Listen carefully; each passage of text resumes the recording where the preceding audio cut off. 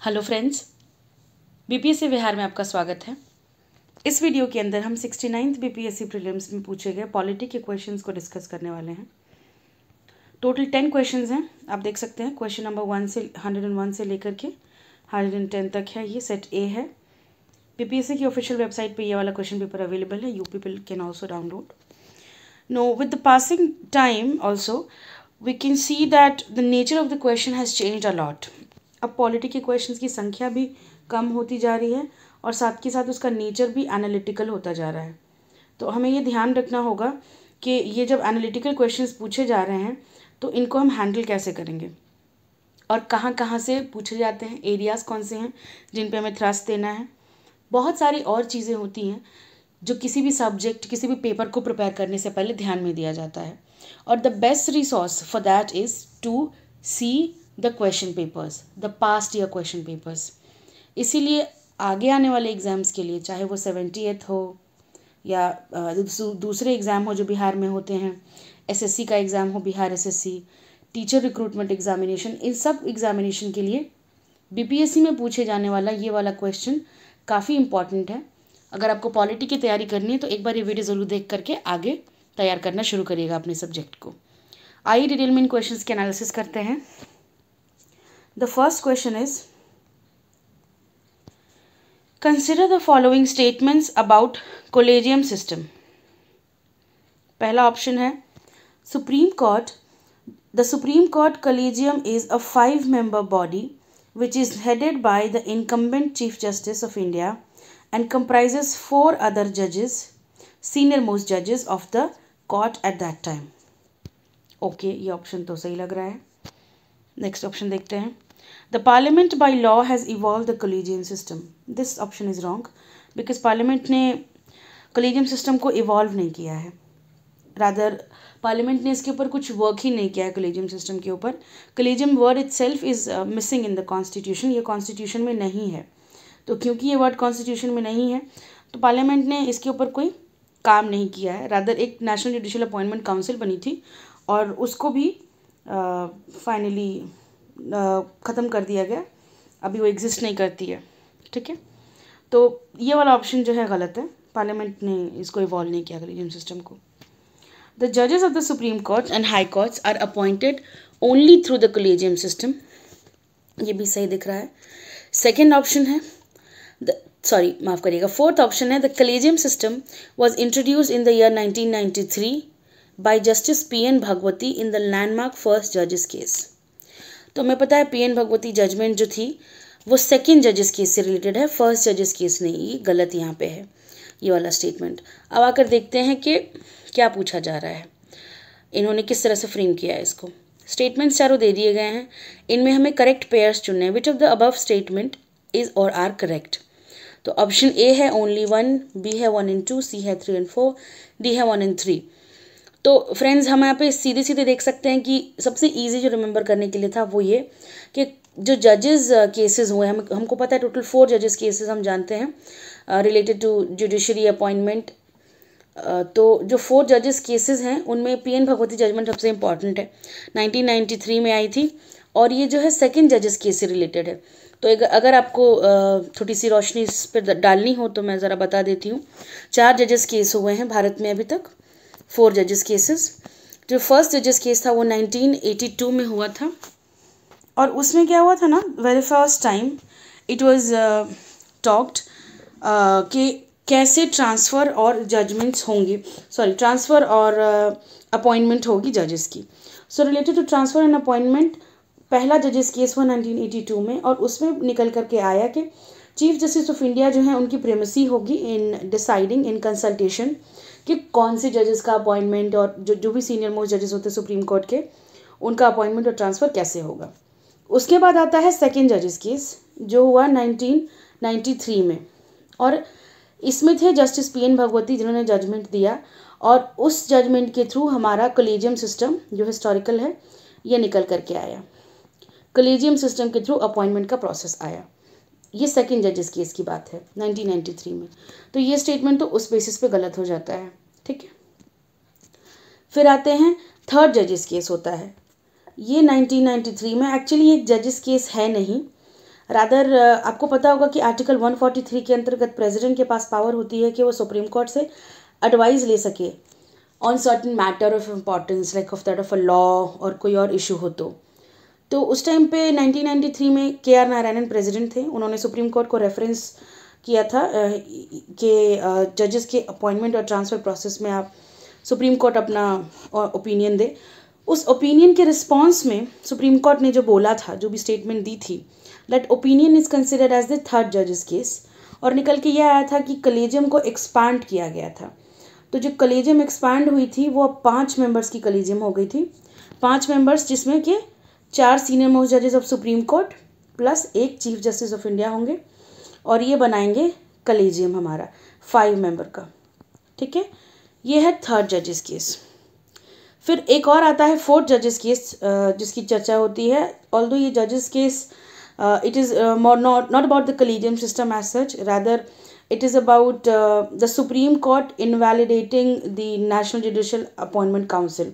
हमने सबने पढ़ा है ना कि जो 99th कॉन्स्टिट्यूशनल अमेंडमेंट एक्ट था उसके अंतर्गत एक नेशनल जुडिशियल अपॉइंटमेंट काउंसिल बनाई गई थी, जिसको बाद में क्वाश कर दिया गया था, और ये 4 जजेस केस था कि एनजैक जो है वो एग्जिस्ट नहीं करेगा। ठीक है, तो ये चारों जजेस केसेस हमको थोड़ा बहुत पता होना चाहिए जब हम जुडिशरी पढ़ते हैं, और हायर जुडिशरी के अपॉइंटमेंट और ट्रांसफर्स को पढ़ना है तो बेसिक इतना पता होना चाहिए। तो इस क्वेश्चन को कैसे सॉल्व करते? ऑप्शन 4 तो गलत है, क्योंकि PN भगवती सेकंड जजेस केस से रिलेटेड है, और उसके साथ साथ पार्लियामेंट ने लॉ नहीं बनाया है कॉलेजियम सिस्टम से रिलेटेड, ये भी गलत है। तो हमारा ऑप्शन C तो एलिमिनेट हो जाता है, क्योंकि इसमें 4 है। अब बचा हमारे पास option A, B and D। तो ओनली 1 सही नहीं है, 1 एंड 3 दोनों सही हैं, क्योंकि जजेस of Supreme Court and High Court are appointed only through collegium system. अभी तो फिलहाल भारत में और कोई तरीका नहीं है इनके अपॉइंटमेंट का, कॉलेजियम सिस्टम से ही अपॉइंटमेंट होती है। इसलिए इस प्रश्न का सही जवाब होगा option 1 and 3 are correct, sorry, इसलिए हमारा सही जवाब होता है option D, right. So let's move to the next question now. Consider the following statements regarding the 42nd amendment to the Constitution of India। तो जब भारत के संविधान में संशोधन हुए हैं, 42वां संशोधन, जिसको हम मिनी कॉन्स्टिट्यूशन भी कहते हैं, बहुत फेमस, इसके अंदर बहुत बड़े बड़े लैंडमार्क चेंजेस, रिमार्केबल चेंजेस आए थे। उन चेंजेस से काफ़ी क्वेश्चन आता है। अगर आप कॉन्स्टिट्यूशन पढ़ते हैं तो पॉलिटी को पढ़ते वक्त आप ध्यान रखिएगा कि 42nd कॉन्स्टिट्यूशनल अमेंडमेंट के अंतर्गत आए सारे चेंजेस को आपको पढ़ना है। उसमें fundamental rights, DPSPs, fundamental duties, बहुत सारे एरियाज़ में बहुत सारे चेंजेस इंट्रोड्यूस किए गए हैं। इमरजेंसी के पावर्स में चेंजेस इंट्रोड्यूस किए गए हैं। आपको उन सबको, अमेंडमेंट्स के पावर में चेंजेस इंट्रोड्यूस किए गए, आपको उन सबको डिटेल में पढ़ना है। ठीक है, तो इस तरह हम क्वेश्चंस को एनालाइज करके थ्रस्ट एरियाज फिगर आउट करते हैं। फर्स्ट क्वेश्चन से हमें पता चला कि हमें जुडिशरी पे ध्यान देना है। ठीक है, ये पढ़ना है, इसको अवॉइड नहीं करना है। Second question talks about amendment, specifically 42nd constitution amendment. अगर कोई और अमेंडमेंट पढ़ो ना पढ़ो, ये वाला तो ज़रूर पढ़ना है। आगे बढ़ते हैं, इस क्वेश्चन को अब डिटेल में देखते हैं जो 42nd कॉन्स्टिट्यूशन अमेंडमेंट से रिलेटेड है। स्टेटमेंट कहता है कि पहला वाला कहता है कि it added 3 words to the preamble, socialist, secular and integrity. ये स्टेटमेंट सही है, ऐसा हुआ था, 3 नए शब्द जोड़े गए थे। फिर सेकंड स्टेटमेंट कहता है it added 8 fundamental duties to the constitution. ये गलत स्टेटमेंट है। 10 फंडामेंटल ड्यूटीज़ जोड़ी गई थी जब पहली बार फंडामेंटल ड्यूटीज़ ऐड किए गए थे हमारे कॉन्स्टिट्यूशन के अंतर्गत, तो 10 FDs को ऐड किया गया था, और ये पार्ट 4A में हुए थे। ठीक है, पार्ट 4 तो DPSP है, पार्ट 3 फंडामेंटल राइट्स, और 4 के बाद 4A पार्ट, एक नया पार्ट ऐड किया गया था, और उसमें हमने 10 FDs ऐड हुए थे उस टाइम पे 42nd कॉन्स्टिट्यूशन अमेंडमेंट के अंतर्गत। तो ये वाला स्टेटमेंट गलत है। आगे बढ़ते हैं। Third statement says it added new directive principle, that is article 39A, 43A and article 47। Now it may not be easy for everybody to remember के कौन कौन से आर्टिकल्स, कौन कौन से DPSPs बदले गए थे, क्योंकि हम FRs तो पढ़ते हैं, फंडामेंटल राइट्स और ड्यूटीज़ तो पढ़ लेते हैं डिटेल में, पर DPSPs क्योंकि इनकी संख्या ज़्यादा है तो थोड़ी सी मुश्किल होती है। याद रखने में। कोशिश की जाए तो आराम से हो सकता है, इसकी ट्रिक्स बना करके आप पढ़ सकते हैं, निमोनिक्स बना के पढ़ सकते हैं। बट मान लीजिए कि अगर आपको थर्ड ऑप्शन नहीं आता तो आगे इस क्वेश्चन को कैसे सॉल्व करते हैं, इस पर भी हम आएंगे कि ये स्टेटमेंट सही है कि नहीं है। Fourth statement says it granted the power to president in consultation with election commission to disqualify members of state legislature.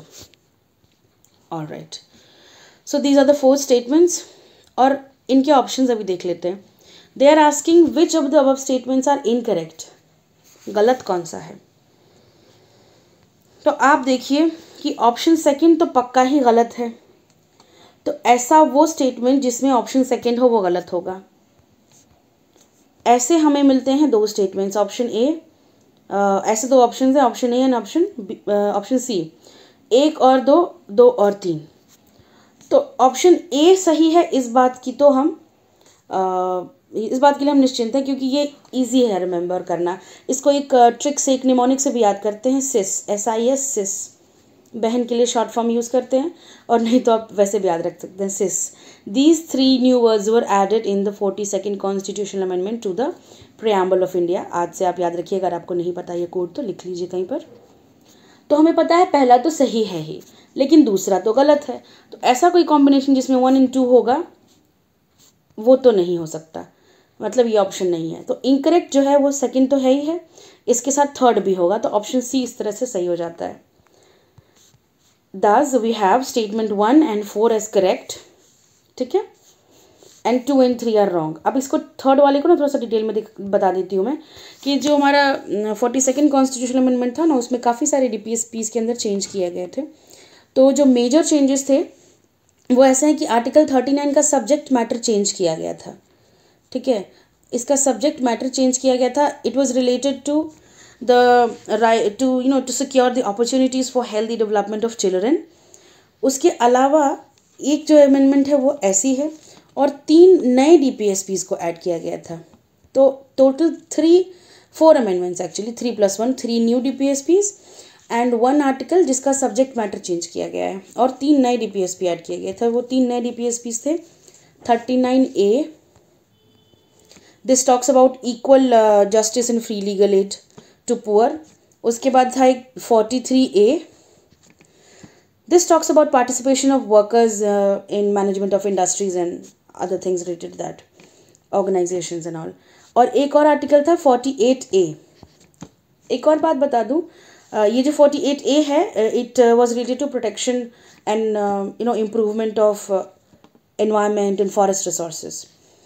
एक बात और बता दूं कि जो भी आर्टिकल्स आप पढ़ते हैं उनके आगे कैपिटल में A, B लिखा हो, इसका मतलब होता है कि वो अमेंडमेंट के थ्रू ऐड किए गए हैं।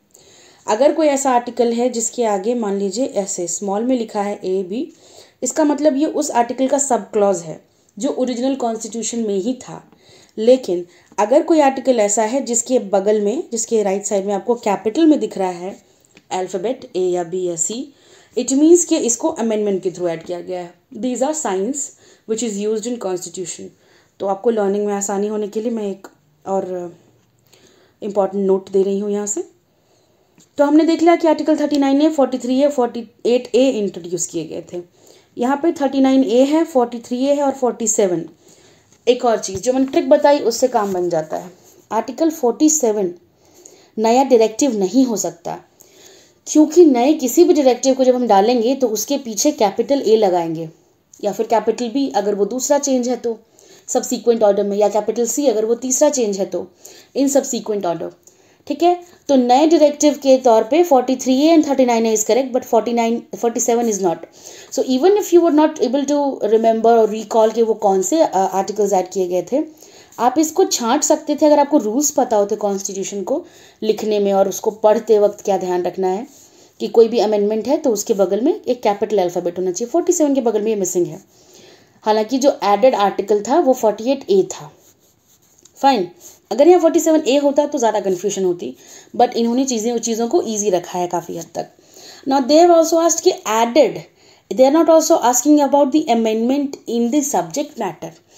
तो एक और जो पॉसिबिलिटी थी कन्फ्यूजन की वो ख़त्म हो जाती है, क्योंकि सब्जेक्ट मैटर में जो था अमेंडमेंट वो 39 के अंदर किया गया था, उसके साथ कोई नया आर्टिकल ऐड नहीं किया गया था। जो आर्टिकल था उसके अंदर के कंटेंट को ही, उसके सब्जेक्ट मैटर को ही बदला गया था। ठीक है, तो आगे बढ़ते हैं। इस तरह से क्वेश्चंस को आपको एलिमिनेट करना आसान हो जाएगा। जो ट्रिक्स बताए हैं मैंने कुछ आज, एक तो प्रियम्बल वाला ट्रिक बता दिया, SIS, ये 3 वर्ड्स, और साथ में एक कैपिटल अल्फ़ाबेट होता है अमेंडमेंट से associated. Fine. Next question friends, the specifications required for community to be declared as a scheduled tribe are option A, statement 1, indicative of primitive traits, 2, distinctive culture, C, shyness of contact with the community at large, D, backwardness in geographical isolation.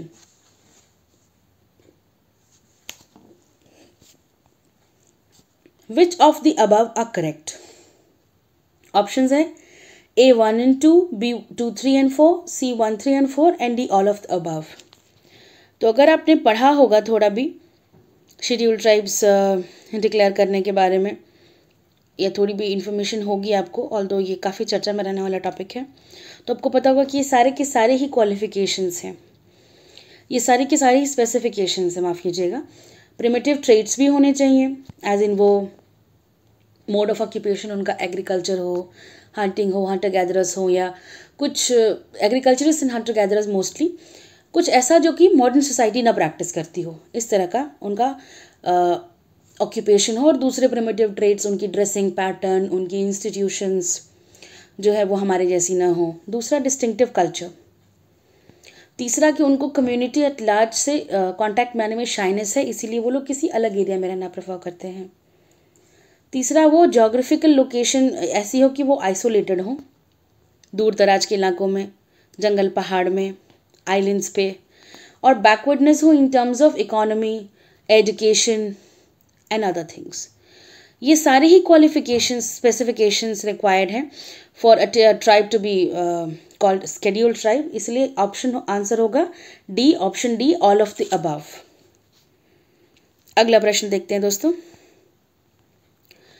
From which country the Indian Constitution has taken reference for the idea of fundamental rights? ये काफ़ी generic question है, काफ़ी basic. हर कोई जो polity पढ़ता है, शुरुआत में हमको ये सब चीज़ें हमको पढ़ानी होती है कि कहाँ कहाँ से हमने सोर्स किया है अपने कॉन्स्टिट्यूशन के, हमारे इन्फ्लुएंस, हमारे कॉन्स्टिट्यूशन में इन्फ्लुएंस किस किस कंट्री का है, तो उसमें हमको ये सब पढ़ना होता है। ऑप्शन ए है आयरलैंड, बी है USA, C United Kingdom, D Canada. And as we all know कि USA के बिल ऑफ राइट्स से हमारा इंडियन कॉन्स्टिट्यूशन में फंडामेंटल राइट्स वहाँ से रेफरेंस लिया हुआ है, वहाँ से इंस्पायर्ड है। Option B, USA is correct. Next question friends, untouchability is abolished by which article of Indian constitution? तो जब हम कॉन्स्टिट्यूशन के अंदर मेजर आर्टिकल्स पढ़ रहे होते हैं, शुरू के 50 आर्टिकल ज़्यादा इंपॉर्टेंट है, उसके बाद जो है पीछे आपको ध्यान देना पड़ेगा। कुछ कुछ आर्टिकल्स जुडिशरी में, कुछ कुछ प्रेसिडेंट में, कुछ कुछ वाइस प्रेसिडेंट गवर्नर में याद रखने होते हैं। All we can not remember, that's not possible. लेकिन fundamental rights we can not forget also. इनके अंदर जितने आर्टिकल्स हैं, ठीक है, आर्टिकल 14 से शुरू होकर के 32 तक तो आपको याद होने ही हैं। हर एक आर्टिकल का सब्जेक्ट मैटर कहीं लिख लीजिए, चिपका कर, दिन में हनुमान चालीसा की तरह या जो भी आप रिलीजियस टेक्स्ट पढ़ते हैं उसकी तरह दिन में एक बार ज़रूर इन आर्टिकल्स को रिवाइज कर लिया करिए। इट्स वेरी इंपॉर्टेंट कि आपको ये वर्बटिम याद हो। इस तरह से क्वेश्चन आता है एग्जाम में कि अनटचेबिलिटी के एबॉलिशन की बात किस में की गई है। Option A is article 14, B is Article 15, C is Article 17 and D is Article 22। तो इसका सही जवाब है Article 17। जिनको ये प्रश्न के जवाब का उत्तर आता होगा, जिनको नहीं आएगा वो नहीं आएगा, क्योंकि आप इसमें क्या एलिमिनेट करिएगा। 14-15 talks about equality in education and work, discrimination वाला है 15। एंड देन मतलब इसको एक्सप्लेन कर ही नहीं सकते, इसको या तो आपको आता होगा, अपने आर्टिकल्स पढ़े होंगे तो आप ये आंसर कर सकते हो, otherwise you can not. So it's just a straight away question, that's it. Moving ahead, factual वाला है बहुत। ये सारे फैक्चुअल क्वेश्चंस ही हैं, अभी लाइन से 2-3 आइए देखते हैं इनको। The authority to determine the number of जजेस in a high court rests with which of the following entities? इनमें से वो कौन है जो डिसाइड करेंगे कि कितना नंबर ऑफ जजेस होना चाहिए हाई कोर्ट के अंदर? ऑप्शन ए है प्रेसिडेंट, बी है chief minister of the state, C prime minister and D parliament. तो इसका सही जवाब है प्रेसिडेंट। आर्टिकल 216 के अंतर्गत ये लिखा हुआ है कि प्रेसिडेंट डिसाइड करेंगे, उनको अथॉरिटी है डिटरमाइन करने की कि कितने नंबर ऑफ जजेस होने चाहिए, ठीक है, हाई कोर्ट के अंदर। और हाई कोर्ट जो है वो स्टेट लेवल पे होती है, तो the president has the authority. While ये है हाई कोर्ट के नंबर ऑफ जजेस की स्ट्रेंथ को डिटरमाइन करने की रिस्पेक्ट में। ऑल्दो जो पार्लियामेंट की पावर है, parliament has the power to determine the number of जजेस एंड द स्ट्रेंथ ऑफ जजेस इन सुप्रीम कोर्ट, कि कितने जजेस होंगे, ठीक है। Move ahead, let's move ahead. Question 107. The fifth schedule deals with the governance and protection of the interest of which specific group of people? कौन से specific group of people की protection से related है? Option A scheduled caste, B religious minorities, C scheduled tribes, D linguistic minorities। तो जब हम schedules पढ़ते हैं, बहुत इंपॉर्टेंट है कि सारे शेड्यूल्स को आप रिमेंबर करिएगा। इसके लिए भी ट्रिक्स बहुत सारी बनी हुई हैं। एक है, मैं लिख देती हूँ, आप इनको जा कर के बाद में देख सकते हैं। गूगल पे, इनफैक्ट टेलीग्राम पे आपको हर जगह मिल जाएगा। इसके लिए कोई ना कोई cheat code tears of old PM करके याद करते हैं, जिसमें टी से टेरिटरीज, ई से एमोल्यूमेंट्स, ए से अफर्मेशन, आर से राजस्थान सीट का लोकेशन, ऐसे करके पूरा कोड बना हुआ है। तो आप इस तरह से याद कर सकते हैं। अभी इस वक्त ये करवाना पॉसिबल नहीं है, मैं दूसरे वीडियोस के थ्रू कवर करने की कोशिश करूँगी ट्रिक्स को और इस तरह के निमोनिक्स को। बट फिलहाल के लिए आई वुड सजेस्ट कि आप शेड्यूल्स को जिस भी तरह से हो सके याद कर लीजिए, ये बहुत इंपॉर्टेंट एरिया है। तो फिफ्थ शेड्यूल हम लोगों को पता है, उसमें बात होती है शेड्यूल्ड कास्ट्स की, ठीक है, माफ़ करिएगा, शेड्यूल्ड ट्राइब्स की। Schedule 5 deal with scheduled tribes. I'm so sorry, I got lost for some time. Linguistic minority जो है वो आर्टिकल 350B से रिलेटेड है, तो ये नहीं हो सकता। रिलीजियस माइनॉरिटीज़ के लिए भी ऐसे स्पेसिफिक शेड्यूल नहीं है कोई। शेड्यूल कास्ट के लिए भी कोई स्पेसिफिक शेड्यूल नहीं है, शेड्यूल ट्राइब्स के लिए ही है। और एक फिफ्थ शेड्यूल है जो कि असम, मेघालय, त्रिपुरा और मिजोरम में रहने वाले ट्राइब्स के लिए अलग से शेड्यूल है। तो 5 और 6 के बीच में थोड़ा सा डिफ्रेंशिएट करना कई बार मुश्किल हो जाता है लोगों को। भारत में रह रहे जितनी भी एरियाज़ हैं, आइसोलेटेड एरियाज़ में रहने वाले शेड्यूल ट्राइब्स के रिलेटेड जो है वो शेड्यूल 5 है, उसे रिलेट करता है। और शेड्यूल 6 जो है असम, मेघालय, त्रिपुरा और मिजोरम में रहने वाले ट्राइब से रिलेटेड चीज़ों को रिलेट करता है, ठीक है, उनसे डील करता है। माफ़ करिएगा, थोड़ी सी वर्ड्स की प्रॉब्लम हो रही है आज। Next question friends, in which case did the Supreme court of India give the first time the doctrine of basic structure in constitution? पहली बार बेसिक स्ट्रक्चर की डॉक्ट्रिन कौन से केस में दी गई थी? ऑप्शन ए है Golaknath versus state of Punjab, B है Keshavananda Bharati in state of Kerala, C Minerva mills and union of India, and option D is both A and B. The correct answer is option B, Keshavananda Bharati case. ये कई बार पढ़ा होगा आपने, जब हम basic structure पढ़ते हैं तो हर बार केशवानंदा भारती केस की चर्चा होती है। ये बहुत इंपॉर्टेंट जजमेंट है, ये भूल नहीं सकते। इसके और भी थोड़ी सी डिटेल्स देख लीजिएगा एग्जाम के पहले। इस केस के आउटकम्स भी पूछ लिए जाते हैं।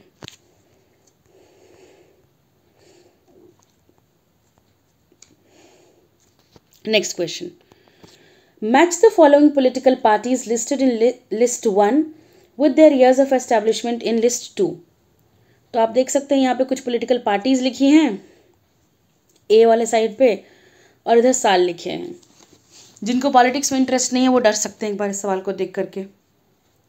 बट लेट्स सी कि इसको कर कैसे सकते हैं, क्या ये सॉल्व होने लायक क्वेश्चन है। ऑप्शन ए है Communist party of India, B Marxist वाला, बी है Communist party of India, C Bahujan Samaj Party and D All India Trinamool Congress. Right hand side पे हमको 1964, 1995, 1925 और 1985 दे रखा है। अब अगर आपने हिस्ट्री अच्छे से पढ़ी है, अगर आपको पॉलिटिक्स में इंटरेस्ट नहीं है और फिर आपने आफ्टर इंडिपेंडेंस वाली इंडिया को अच्छे से फॉलो नहीं किया है, उसकी पॉलिटिकल हिस्ट्री को फॉलो नहीं किया है, बट अगर आपने हिस्ट्री अच्छे से पढ़ी है तो ये क्वेश्चन कर सकते हैं। वो मैं बताती हूँ, तब पता चलेगा जब इनके ऑप्शंस को देखेंगे।